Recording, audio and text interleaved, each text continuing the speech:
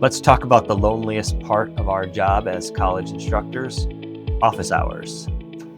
You block out 2 or 3 hours on your schedule, you show up, you bring your coffee, and you sit there alone.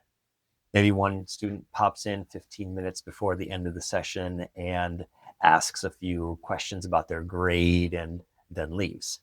Sure, you've always got work to do. You can catch up on email and course prep during that time. So it's not a total loss, but you can't help but feel like maybe this is a missed opportunity, right?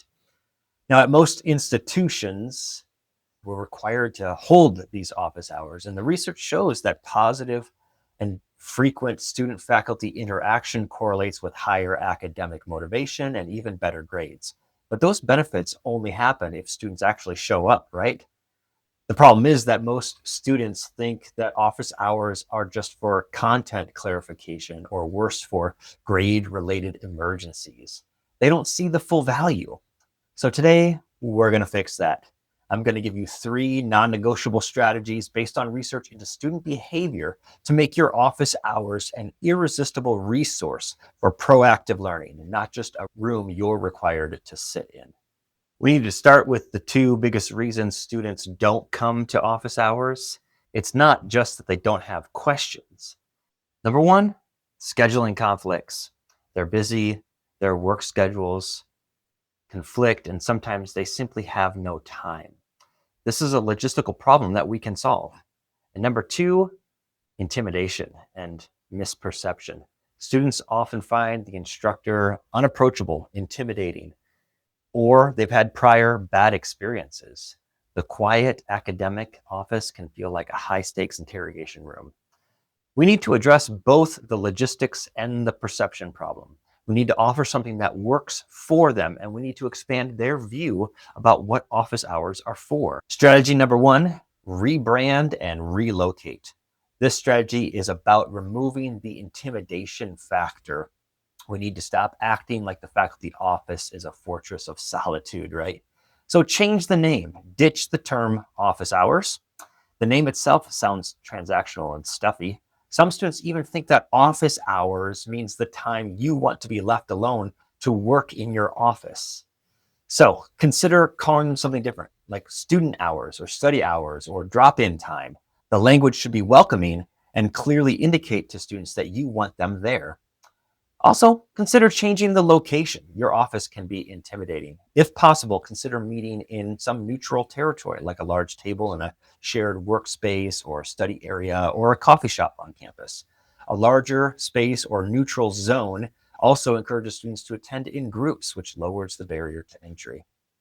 And finally, go hybrid if you can. To solve the logistical problem, embrace virtual office hours. Students prefer having a choice of both in-person and virtual options. A quick 15 minutes on Zoom is infinitely easier to schedule than a cross-campus trip for a busy student.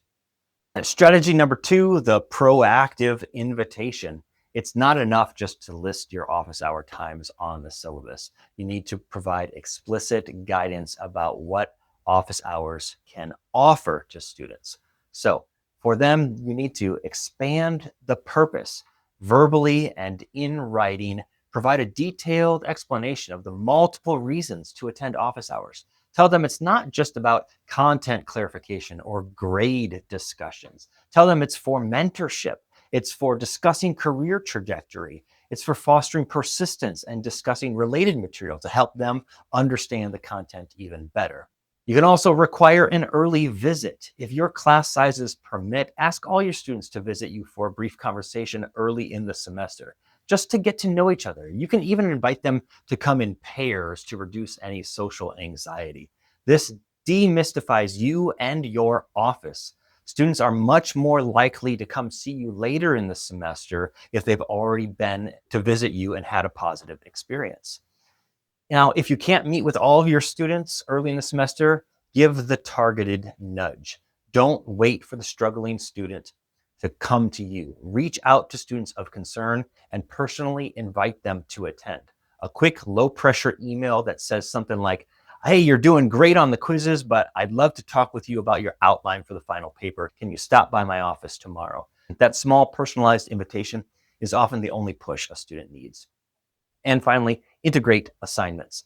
Design your course to invite more questions and feedback. Use formative assessment assignments like drafts or outlines that require them to get feedback before the final grade is submitted. This really forces positive interaction early on in the semester.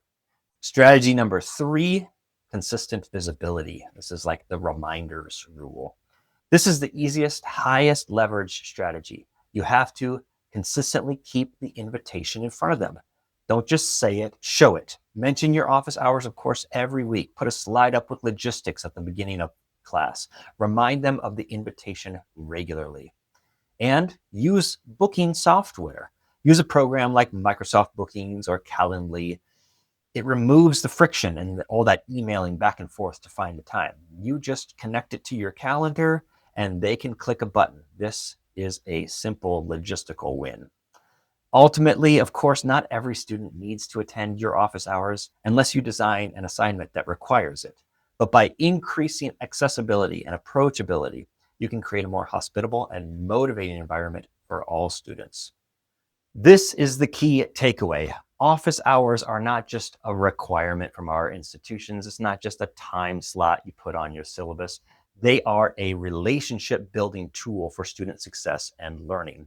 When you overcome those logistical and psychological barriers, you stop waiting alone and start using those hours for genuine student-faculty interaction that moves the needle on their motivation and on their learning.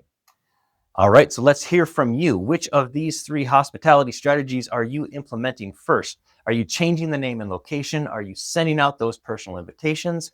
Whatever it is, let me know in the comments below. Now, if this video has been helpful for you to reclaim those lonely office hours, hit the like button.